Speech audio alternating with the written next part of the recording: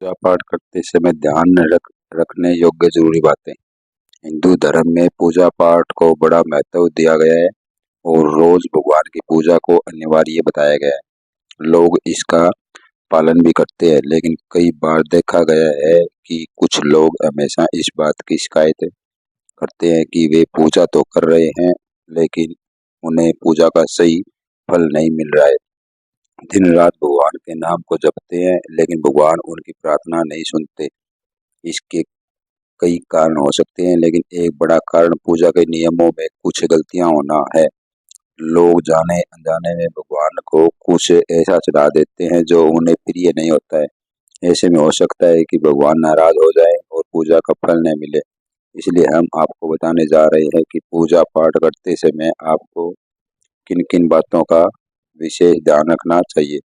लेकिन उससे पहले, अगर आप भी चाहते हैं कि लक्ष्मी माता का आशीर्वाद आप पर बना रहे, तो इस वीडियो को एक लाइक करें और चैनल को सब्सक्राइब कर लें और कमेंट बॉक्स में जय लक्ष्मी माता जरूर लिखें।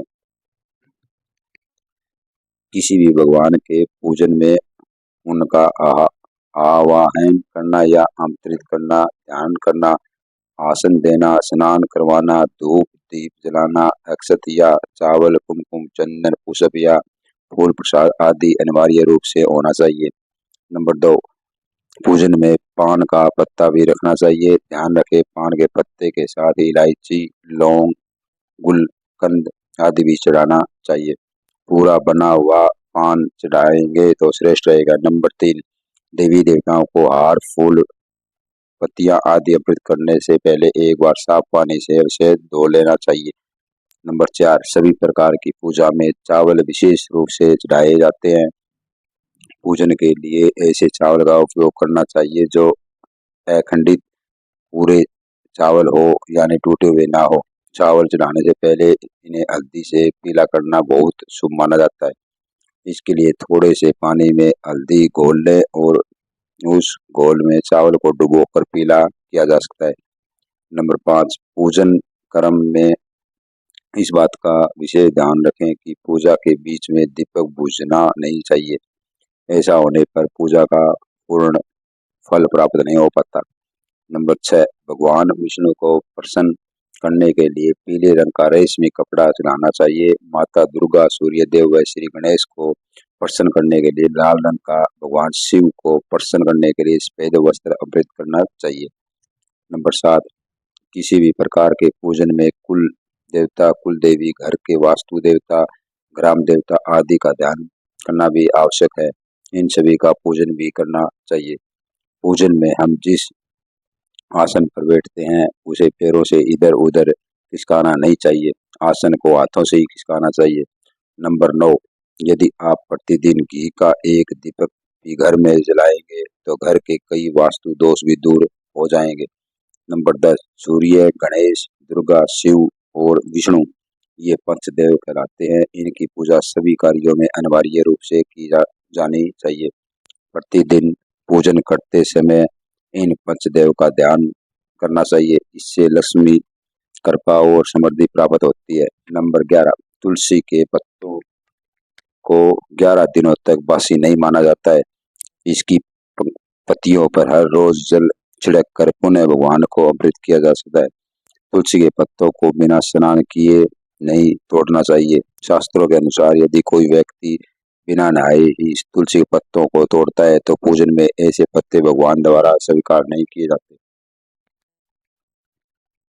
नंबर 12, दीपक हमेशा भगवान की प्रतिमा के ठीक सामने ही लगाना चाहिए। कभी कभी भगवान की प्रतिमा के सामने दीपक न लगाकर इधर उधर लगा दिया जाता है, जबकि यह सही नहीं है। नंबर 13, घी के दीपक के लिए सफेद रुई की बत्ती का ही उपयोग किया जाना चाहिए, जबकि तेल के दीपक के लिए लाल धागे की बत्ती श्रेष्ठ बताई गई है। नंबर 14, पूजन में कभी भी खंडित दीपक नहीं जलाना चाहिए। धार्मिक कार्यों में खंडित सामग्री शुभ नहीं मानी जाती है। नंबर 15, शिव जी को बिल्व पत्थर अवश्य चढ़ाए और किसी भी पूजा में मनोकामना की सफलता के लिए अपनी इच्छा के अनुसार भगवान को दक्षिणा अवश्य चढ़ानी चाहिए, दान करना चाहिए।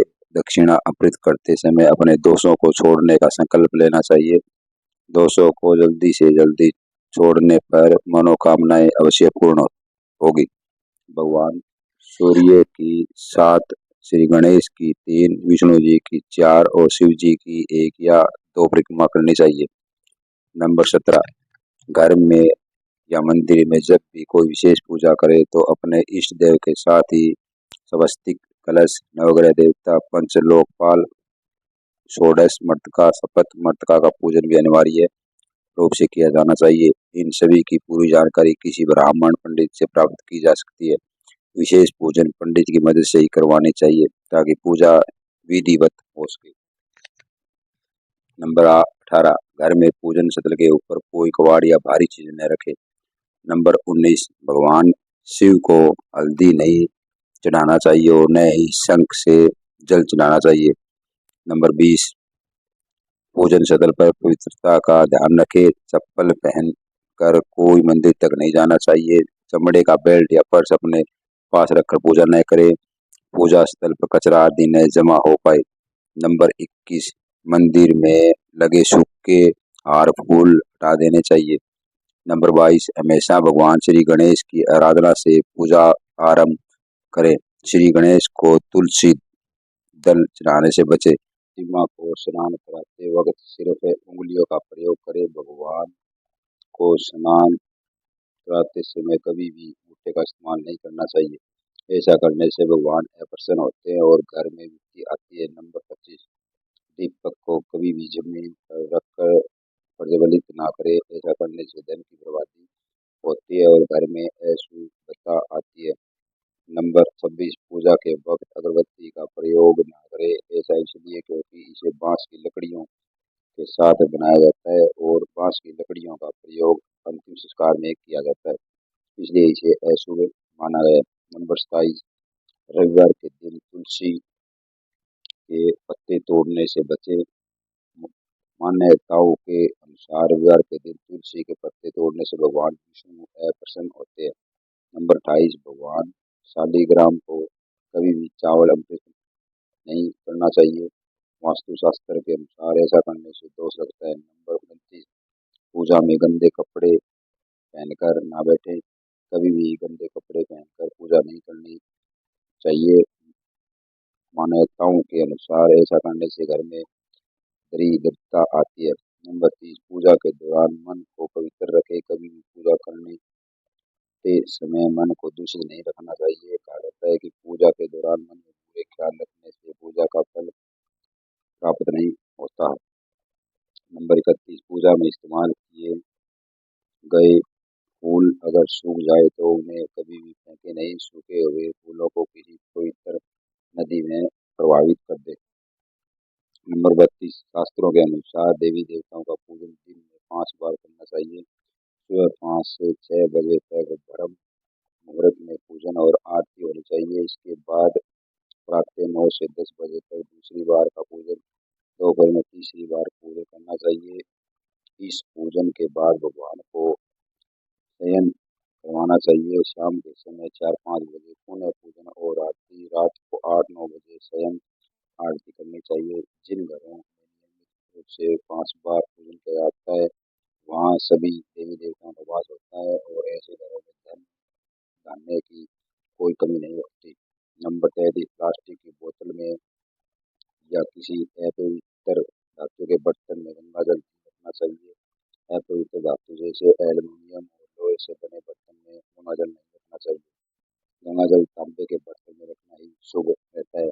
नंबर 34, स्त्रियों को और अपवित्र अवस्था में पुरुषों को शंख नहीं बजाना चाहिए। यह इस नियम का पालन नहीं किया जाता। तो यहाँ जहाँ शंख बजाया जाता है वहाँ से देवी देवी लक्ष्मी चली जाती है। नंबर 35, मंदिर और देवी देवताओं की मूर्तियों के सामने कभी भी पीठ दिखाकर नहीं बैठना चाहिए। नंबर 36, किसी भी पूजा में मनोकामना की सफलता के लिए दक्षिणा अवश्य चढ़ानी चाहिए। दक्षिणा अर्पित करते समय अपने दोस्तों को छोड़ने का संकल्प लेना चाहिए। दोषों को जल्दी से जल्दी छोड़ने पर मनोकामनाएं अवश्य पूर्ण होती है। आमतौर पर फूलों को 37 फलों को हाथों में रखकर हाथों से भगवान को अर्पित किया जाता है। ऐसा नहीं करना चाहिए। फूल चढ़ाने के लिए फूलों को किसी पवित्र पात्र में रखना चाहिए और इसी पात्र में से लेकर देवी देवताओं को अर्पित करना चाहिए। नंबर 38, हमेशा इस बात का ध्यान रखें कि कभी भी दीपक नहीं जलाना चाहिए। शास्त्रों के अनुसार जो व्यक्ति दीपक से दीपक जलाते हैं वे रोगी होते हैं। नंबर 39, भगवान की आरती करते समय ध्यान रखें ये बातें। भगवान के चरणों की 4 बार आरती करें, नाभि की 2 बार और मुख की 1 या 3 बार आरती करें। इस प्रकार भगवान के समस्त अंगों की कम से कम 7 बार आरती करनी चाहिए। नंबर 40, अपने मंदिर में सिर्फ प्रतिष्ठित मूर्ति ही रखें। उपहार, कांच, लकड़ी एवं फाइबर की मूर्तियां न रखें एवं खंडित यदि कटी फोटो और टूटा कांच तुरंत हटा दे। शास्त्रों के अनुसार खंडित मूर्तियों की पूजा वर्जित की गई है। जो भी मूर्ति खंडित हो जाती है उसे पूजा के स्थल से हटा देना चाहिए और किसी पवित्र बहती नदी में प्रवाहित कर देना चाहिए। खंडित मूर्तियों की पूजा अशुभ मानी गई है। इस संबंध में यह बात ध्यान रखने योग्य है कि सिर्फ शिवलिंग कभी भी किसी भी अवस्था में खंडित नहीं माना जाता। नंबर 41, मंदिर के ऊपर भगवान के वस्त्र, पुस्तकें एवं आभूषण आदि भी न रखें। मंदिर में पर्दा अति आवश्यक है। अपने पूज्य माता पिता तथा पितरों का फोटो मंदिर में कदापि न रखें। उन्हें घर के नेत्र कोष में स्थापित करें। नंबर 42, कभी भी भगवान को या फिर अपने से बड़े को एक साथ से प्रणाम नहीं करना चाहिए।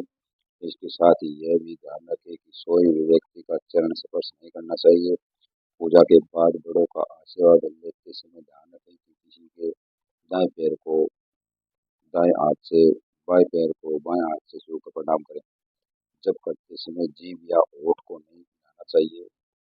इसे उपासु जप कहते हैं। इसका फल 100 गुना प्राप्त होता है। माला जप करते समय दाएं हाथ को कपड़े या गोमुखी से ढककर रखना चाहिए। जप के बाद आसन के नीचे की भूमि को स्पर्श कर नेत्रों से लगाना चाहिए। इससे आपको जप के पूर्ण फल की प्राप्ति होती है। नंबर 44, शास्त्रों के अनुसार घर में पूजा करने का स्थान ईशान कोण में होना चाहिए। उत्तर दिशा और पूर्व दिशा के बीच का भाग ईशान कोण होता है। ईशान कोण को शुभ कार्यों के लिए सबसे उत्तम दिशा माना गया है। इस दिशा में पूजा के मंदिर को स्थापित करें। यदि किसी कारणवश ऐसा न भी कर पाए तो भूलकर भी घर के ईशान कोण में गंदगी जमा न होने दे। वह घर के इस हिस्से को सदा पवित्र रखे। ईशान कोण के तरीके से पूर्व दिशा भी पूजा स्थान के लिए श्रेष्ठ मानी जाती है। इसलिए आप घर में ईशान कोण व पूर्ण दिशा दोनों में से जहाँ भी सुविधाजनक रूप से पूजा स्थल की स्थापना कर सकते हैं।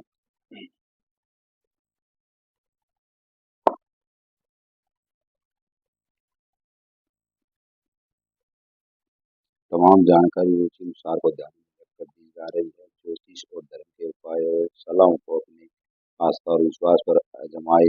वीडियो